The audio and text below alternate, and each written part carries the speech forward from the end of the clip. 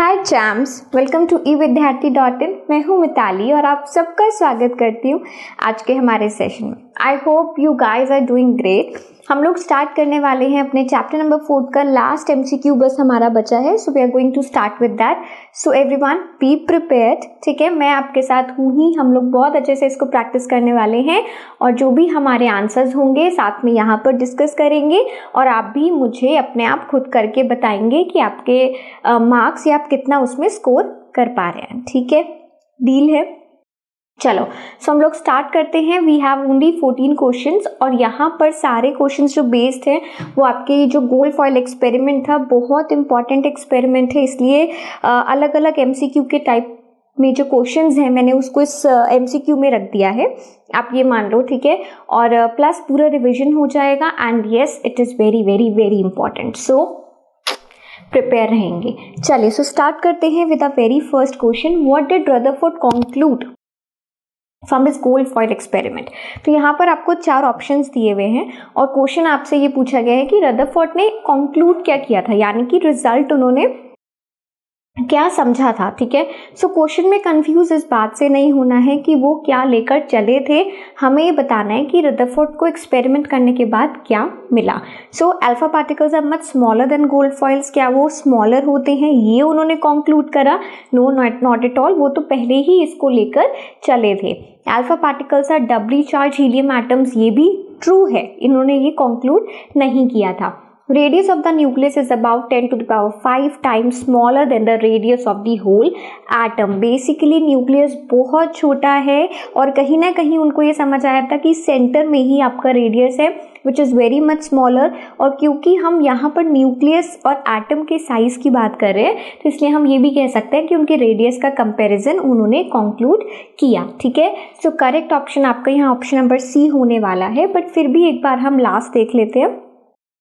Most of the alpha particles pass through the gold foil, या फिर उन्होंने ये कंक्लूड किया कि भाई अल्फा पार्टिकल्स का ज़्यादातर अल्फा पार्टिकल्स गोल्ड फॉइल से पास हो गए। सो नहीं, ये भी हमारा कंक्लूजन नहीं था, तो इसलिए हम क्या कंक्लूड करेंगे कि भाई हमारा न्यूक्लियस और एटम के बीच में एक साइज कंपैरिजन हुआ है बेस्ड ऑन देयर रेडियस। ठीक है, चलो इसी के साथ अब नेक्स्ट क्वेश्चन देखते हैं। सेम क्वेश्चन है थोड़ा सा चेंजेस के साथ। विच of the following is not a part of the observation, यानी कि रदरफोर्ड ने जब गोल्ड फॉइल एक्सपेरिमेंट किया तो इनमें से ऐसा कौन सा स्टेटमेंट है जो कि या फिर एक रिजल्ट है जो कि उनकी ऑब्जर्वेशन का हिस्सा नहीं था। Very few alpha particles deflected at small angles, बहुत ही कम पार्टिकल्स ने डिफ्लेक्शन शो करा। A large number of alpha particles bounced back completely, बहुत सारे अल्फा पार्टिकल्स पीछे मुड़ के, मतलब बाउंस बैक का मतलब होता है कि हम गए और वापस आ गए, है ना। तो ऐसा क्या हुआ था कि large number of alpha particles ने बाउंस बैक किया हो? नो। सबसे पहली बात मैं आपको एक हिंट दे देती हूँ। देखो कई बार क्या होता है ना, जब कोई भी एक्सपेरिमेंट किया गया, ठीक है, आपने कुछ ऑब्जर्व किया, तो वो जो ऑब्जर्वेशंस होती हैं कभी भी ना वो एक्सट्रीम केसेस वाले ऑप्शन ना कम ही सही होते हैं। एक्सट्रीम केसेस वाले मतलब है a large number of alpha particles bounced back. No, अगर बाउंसिंग बैक हुई भी है पार्टिकल्स की तो वो कुछ हुए होंगे, लार्ज नंबर तो कभी नहीं कहा गया। या फिर अगर कहीं सेंटेंस में लिखा हो only this is the option, so only वाले हो गए या फिर ये लार्ज वाले हो गए, मोस्ट वाले हो गए, ये वाले ऑप्शंस ना आपको बहुत ही कम होगा कि भाई वो सही होंगे। ठीक है, सो यहाँ पर भी हम इसके साथ नहीं जाने वाले हैं। बाकी आप देखो only a few alpha particles were scattered, सिर्फ कुछ ही अल्फा पार्टिकल्स स्कैटर हुए, ये हो सकता है, पॉसिबली ट्रू है। And most alpha particles pass straight through the gold foil, और ज़्यादातर अल्फा पार्टिकल्स स्ट्रेट ही निकल गए हैं ना, तो ये भी ऑब्जर्वेशन नहीं है। तो इसलिए हम क्या बोलेंगे that large number of alpha particles, कोई भी ऐसा कभी नहीं देखा गया था कि बहुत सारे अल्फा पार्टिकल्स बाउंस बैक कर रहे हैं। बाकी सबकी तो फिर भी उम्मीद है बट इसकी नहीं है। ठीक है ना, तो इसी के साथ हमने बोला कि भाई ये स्टेटमेंट हमने ऑब्जर्व नहीं किया था। थर्ड क्या है, radius of the nucleus is about dash time less than the radius of the atom, क्योंकि इसको अभी हमने किया है फर्स्ट क्वेश्चन में ही किया है। सो वी ऑल नो कि रेडियस ऑफ द न्यूक्लियस का जो रेडियस है वो करीबन 10 to the power 5 टाइम्स छोटा है, किससे? रेडियस ऑफ द एटम से। ठीक है, चलिए नेक्स्ट क्या है, which one of the following statement is true according to Rutherford nuclear model of an atom. Again हमारे पास कुछ अलग अलग स्टेटमेंट्स आए, now we need to keep in mind कि रदरफोर्ड के मॉडल के अकॉर्डिंग इनमें से कौन सा स्टेटमेंट वो ट्रू हो सकता है। There is a positively charge centre in atom called nucleus. आपके पूरे जो एटम है उसके बीच में कहीं पर पॉजिटिव चार्ज रहता है जिसको हम न्यूक्लियस कहते हैं। क्या रदरफोर्ड ने ऐसा कहा था, ये हमें बताना है, ठीक है ना। All the mass of an atom resides in the nucleus. Nucleus का सारा मास एटम में ही सारा जो एटम का मास है वो न्यूक्लियस में रिजाइड करता है, यानी कि रहता है।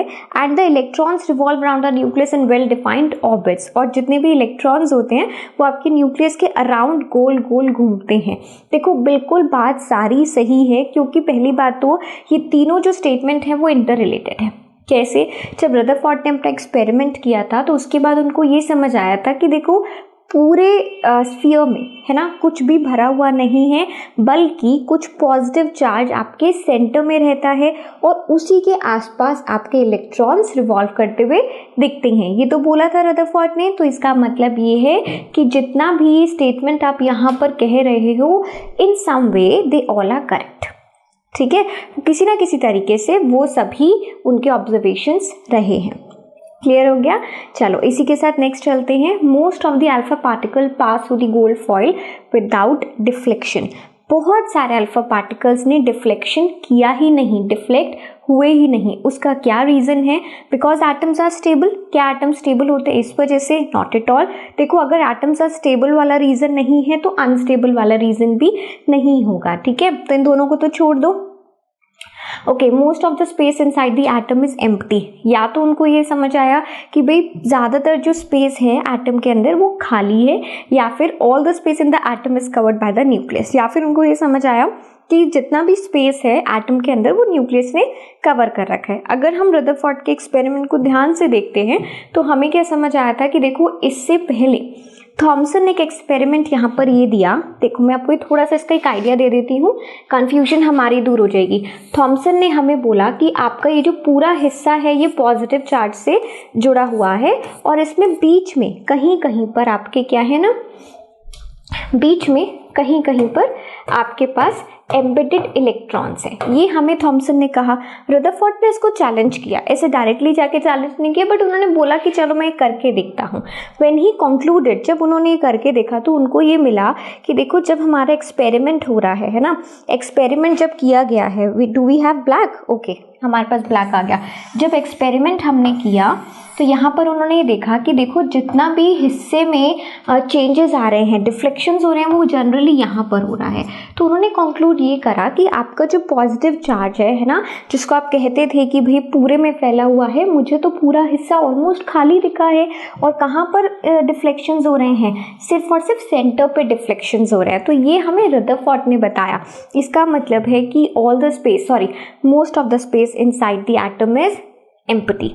ऐसा उनको अपने एक्सपेरिमेंट से पता लगा।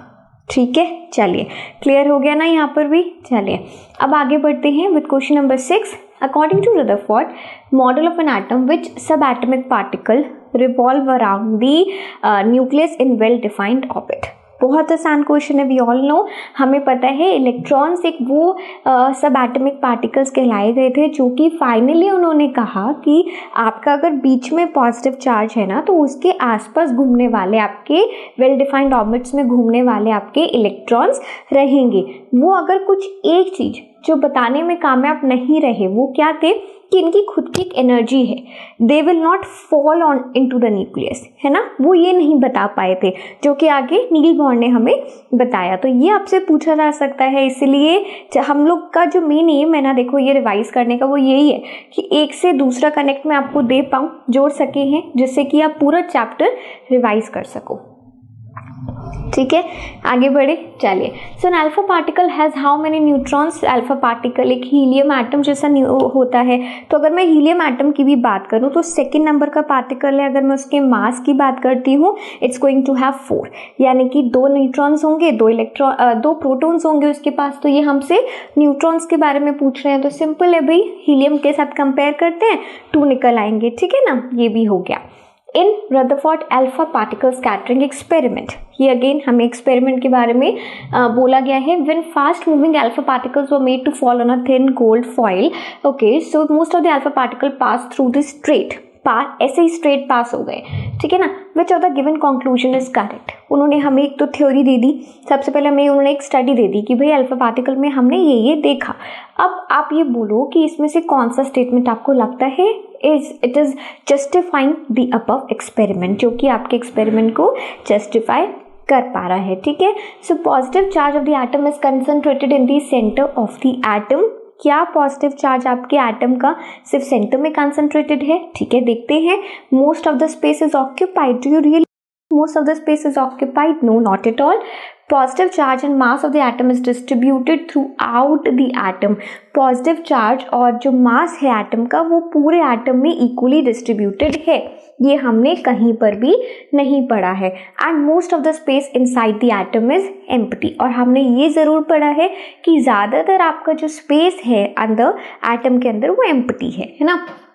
अब देखो बोला क्या गया है आपसे, Rutherford when fast moving alpha particles were made, जब fast moving alpha particles fall करते हैं ना, so the most of the alpha particle pass straight through the foil. तो वो क्या कर रहे हैं? straight निकल रहे हैं. straight का मतलब है there is going to be no deflection. अगर deflection नहीं हो रहा है तो इसका क्या मतलब है?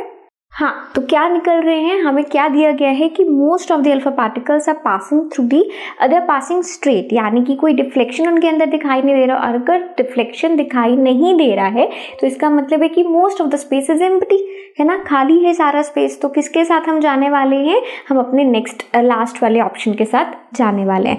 देखो क्वेश्चन में आपको ऐसा कई बार हो सकता है कि आपको ना एक से ज़्यादा ऑप्शन सही लग रहे हो, बट यहाँ पर एमसीक्यूज का एक सबसे बड़ा फंडा होता है that you have to choose most appropriate, यानी कि आपको लगता है जो ज़्यादा सही है ना, ज़्यादा आपको जो अप्रोप्रिएट लगता है वो आपको चूज करना है. तो इसके लिए क्या करो, क्वेश्चन को ध्यान से एक बार और पढ़ो. इसीलिए मैंने आपको पूरा क्वेश्चन फिर से रीड करके दिखाया कि क्वेश्चन आपसे चाह क्या रहा है, पूछ क्या रहा है, ये आपको पता होना बहुत ज़रूरी है, ठीक है. चलिए नेक्स्ट पार्ट पे मूव करते हैं. The part of an atom where nearly the entire mass of an atom is concentrated. वो एटम का पास जहाँ पर एंटायर मास किसी भी एटम का कंसंट्रेटेड होता है वो होता है उसके सेंटर में. क्यों? क्योंकि जितना भी मास है वो एक्चुअली कंटेन किया जाता है पॉजिटिव चार्ज से.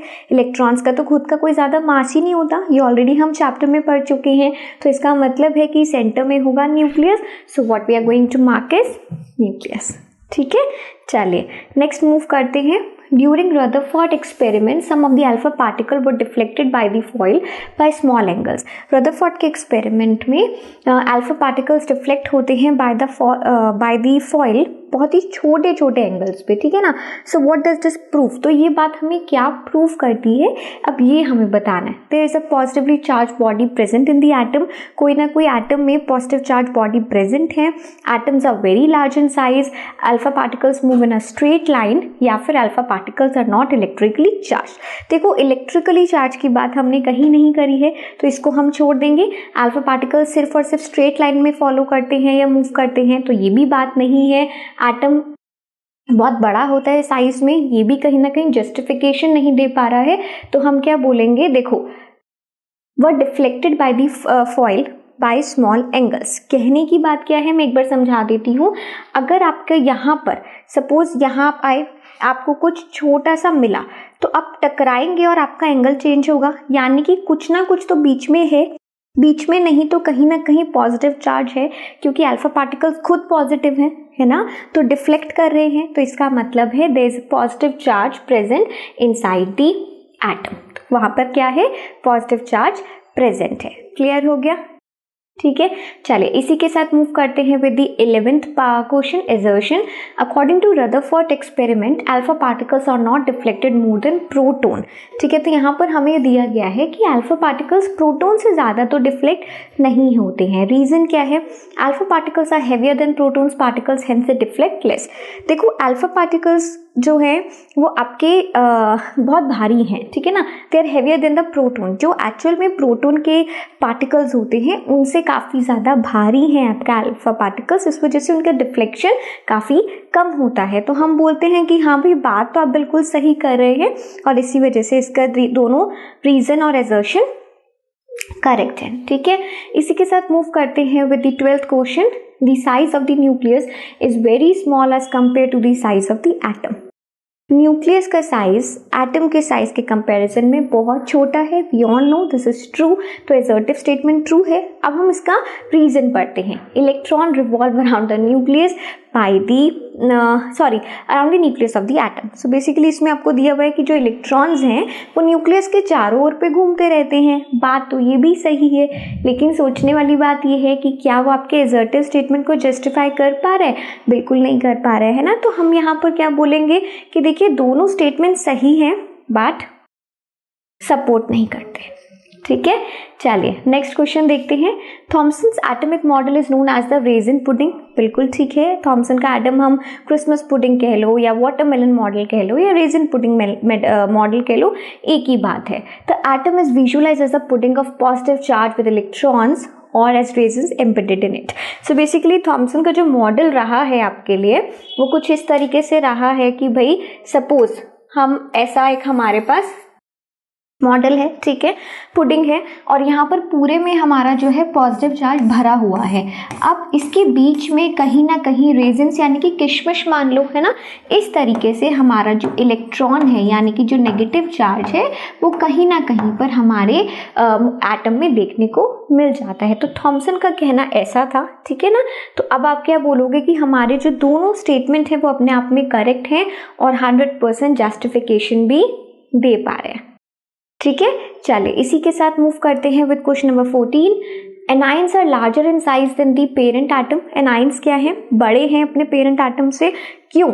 इन an anion the number of proton is less than the number of electrons. Obviously anion का मतलब क्या होता है? For example if I talk about chlorine, ठीक है, सो क्लोरीन -1 मैं अगर ये बोलती हूँ तो इसका मतलब है कि chlorine is carrying a negative charge, ठीक है। तो उसके पास क्या है कि उसके पास नंबर ऑफ इलेक्ट्रॉन ज्यादा है ना। नेगेटिव चार्ज जब कोई भी एलिमेंट कैरी करता है एक से ज्यादा या जितना भी स्टेबल होने के लिए number of protons and electrons will be same, है ना। बट अगर हम किसी को ऐसे शो करते हैं कि क्लोरीन को मतलब उसको इलेक्ट्रॉन्स मिल गए तो हम यहाँ पे क्या कहेंगे? It's an A9. First of all वो क्या है? एनाइन है। एनाइन का मतलब है it do carry negative charges more than the protons. वो प्रोटॉन से ज्यादा नेगेटिव चार्ज कैरी करता है, ठीक है। तो यहाँ पर आपको देखो असर्टिव स्टेटमेंट क्या दिया है? Anions are larger in size than the parent atom. Anions जो हैं बड़े होते हैं और साथ ही साथ उसका रीजन ये दिया है बिकॉज एक एनाइन में नंबर ऑफ प्रोटॉन्स कम होते हैं। देखो नंबर ऑफ प्रोटॉन्स कम होंगे तो कहीं ना कहीं साइज पे फर्क आने वाला है, ठीक है। तो हम यहाँ पर क्या कहेंगे कि बिल्कुल ठीक है भाई, बात आपने सही करी है, दोनों ही करेक्ट है। चलिए now it's time to see the results. अब रिजल्ट्स देखते हैं। We are done with the questions. अब देखते हैं हमारा क्या स्कोर आया है। So this is so cool, we have scored the whole marks 54 हमारा स्कोर है। मैं अगेन 14 आउट ऑफ 14 कहने वाली थी, so but that's not the correct statement. 14 questions थे जिसमें कि हमारे सारे क्वेश्चन सही है which is true to good. So चलिए भाई यहाँ पर हम लोगों ने अपने इस चैप्टर को भी कंप्लीट कर दिया है and I am feeling very happy कि पूरा चैप्टर हमारा अच्छे से रिवाइज हो गया है and I hope the same for you कि आप लोगों ने भी ऐसे ही रिवाइज किया हो, अच्छे से आपको स्कोर्स भी मिले हो और आपका कॉन्फिडेंस लेवल बूस्ट अप हुआ हो, है ना। तो चलिए अब हम आगे बढ़ते हैं with the very next chapter. तब तक के लिए keep learning everyone, bye bye.